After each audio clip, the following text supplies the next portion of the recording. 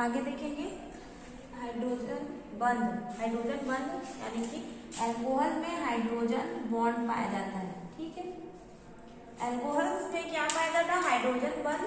तो हाइड्रोजन बंध क्या होते हैं? Any molecule which has a hydrogen atom attached directly to an oxygen और an nitrogen is capable for hydrogen bonding. कोई ऐसे मॉलिक्यूल जिसमें कि हाइड्रोजन एटम जो है वो डायरेक्टली अटैच होता है, डायरेक्टली जुड़ा हुआ होता है किसी ऑक्सीजन नाइट्रोजन जैसे मॉलिक्यूल से, तो उसमें क्या है, हाइड्रोजन बॉन्डिंग के लिए वो क्या होता है, कैपेबल होता है, यानी कि हाइड्रोजन बॉन्डिंग बना सकता है। जैसे कि कोई मॉलिक्यूल है तो उसमें हाइड्रोजन बॉन्डिंग जो है प्रेजेंट आता है। जैसे कि वाटर मॉलिक्यूल में क्या होता है, हाइड्रोजन बॉन्डिंग प्रेजेंट होता है। वैसे ही अल्कोहल में भी जो है हाइड्रोजन बॉन्डिंग पाया जाता है। तो हाइड्रोजन बॉन्डिंग में ऑक्सीजन और हाइड्रोजन के बीच में बॉन्डिंग देखने को मिलती है। तो क्या होता है, ऑक्सीजन जो होता है, ये अल्कोहल है ROH, इसको क्या बोलेंगे, अल्कोहल। तो ROH का जो O है ऑक्सीजन एटम है वो क्या होता है, पार्शियली निगेटिव होता है, और इसका जो हाइड्रोजन एटम है वो पार्शियली पॉजिटिव होता है। तो इन दोनों के बीच में जब अट्रैक्शन होता है तो ये वाला जो बॉन्ड बनता है इसी को हाइड्रोजन बॉन्ड कहते हैं।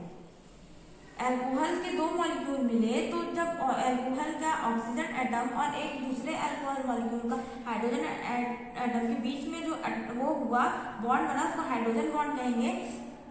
तो हाइड्रोजन बॉन्ड क्या होता है, यानी जो मॉलिक्यूल अगर हाइड्रोजन से डायरेक्ट अटैच है ऑक्सीजन से तो वो कैपेबल होगा हाइड्रोजन एटम के लिए। ठीक है, तो अल्कोहल में भी जो है हाइड्रोजन एटम पाया जाता है। जैसे कि ये देख लेंगे CH3 CH2OH, CH3 CH2OH में पाया जाता है। तो ये पार्शियली निगेटिव होता है। ऑक्सीजन में क्या होता है, लोन पर इलेक्ट्रॉन, तो ये पार्शियली निगेटिव होता है। और ये वाटर मॉलिक्यूल है H2O, तो जब इसके बीच में ये ऑक्सीजन और ये वाला हाइड्रोजन के बीच में जो बॉन्ड बनेगा इसको हाइड्रोजन बॉन्ड कहते हैं। ठीक है,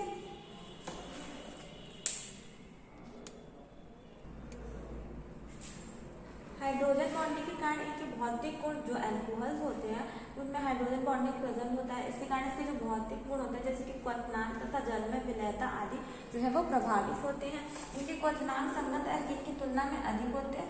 इसका कारण यह है कि अल्कोहल में जो हाइड्रोजन बॉन्डिंग के द्वारा इसके अणु जो है वो संगुणित हो जाते हैं, यानी कि एक संगुणित अणु बना लेते हैं। तो इसके लिए जो वाष्पन के लिए जो है अधिक ऊष्मा की आवश्यकता होती है। ज्यादा स्ट्रॉन्ग बॉन्ड रहेगा तो उसको जब टूटेगा तो उसको ज्यादा से ज्यादा एनर्जी की जरूरत होगी। तो वही बता रहा है कि हाइड्रोजन की बॉन्डिंग के कारण अल्कोहल में संगुणित अणु बना लेता है। तो इसके लिए उसको जब टूटेगा बॉन्ड तो उसके लिए उसको अधिक एनर्जी की आवश्यकता होती है, बोल रहा है। दूसरा है कार्बन परमाणु की संख्या में वृद्धि होने पर अल्कोहल के क्वथनांक में वृद्धि होती है।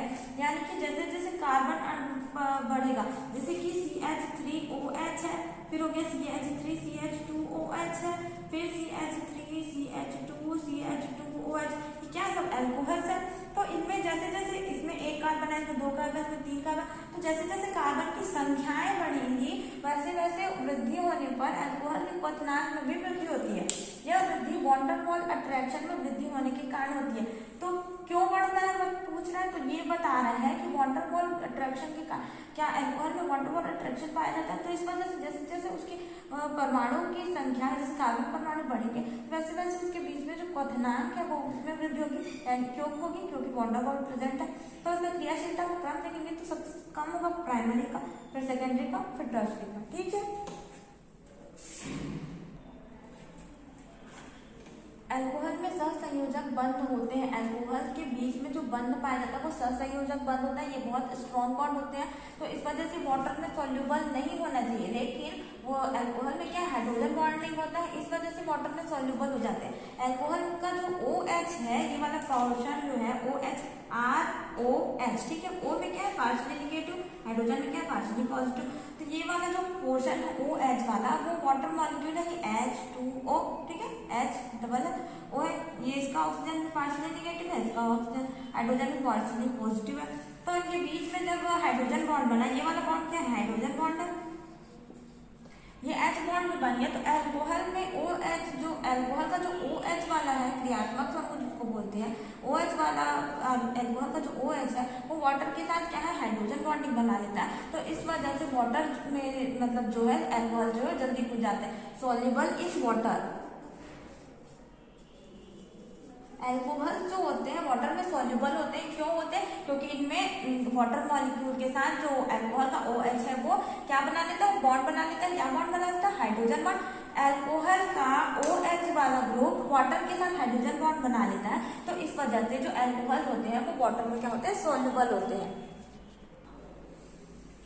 निम्नतर सदस्य, अल्कोहल के जो निम्नतर सदस्य होते हैं वो जल्द शीघ्रता से घुल जाते हैं, किंतु जो उच्चतर सदस्य होते हैं वो जल्दी नहीं घुल पाते हैं। क्यों? क्योंकि अणुभार बढ़ने के साथ साथ विलेयता कम होती जाती है। जैसे जैसे अणु का भार बढ़ते जाएगा वैसे वैसे उसकी विलेयता कम हो जाएगी। तो उच्चतर सदस्यों में क्या होता है, OH भाग जो है अल्कोहल का OH भाग की अपेक्षा में R जो है बड़ा हो जाता है। CH3OH लेंगे और CH3 CH2 CH2 CH2 बहुत सारा ले लेंगे, तो ये क्या है, कम अणुभार वाले हैं और ये ज्यादा अणुभार वाले हैं।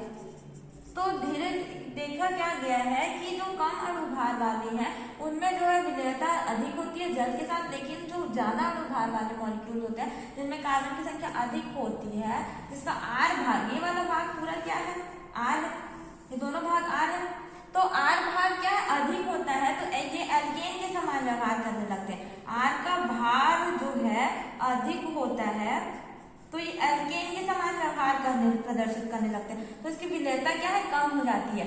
ये वाला पूरा पोर्शन क्या है, ये OH जो है इसका भार कम हो गया,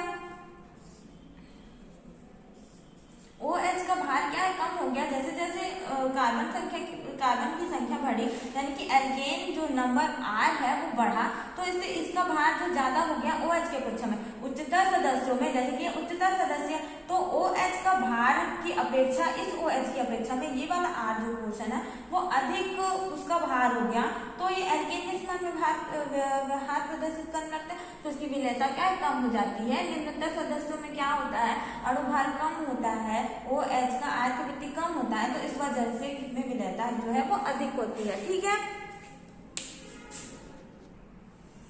निम्नतर सदस्य जो होते हैं, निम्नतर सदस्य के जो अल्कोहल्स होते हैं वो धात्विक क्लोराइड के साथ जो है उसके डेरिवेटिव बनाते हैं। जैसे कि CaCl तो धात्विक क्लोराइड है, तो अल्कोहल निम्नतर सदस्य का क्या होगा, मेथनॉल होगा, तो उसके साथ रिएक्शन करके क्या बनाते हैं, डेरिवेटिव बनाते हैं। जैसे कि MgCl2 भी धात्विक क्लोराइड है, तो जब उसका मेथनॉल से रिएक्शन कराते हैं तो MgCl2 4CH3OH बनते हैं। ठीक है।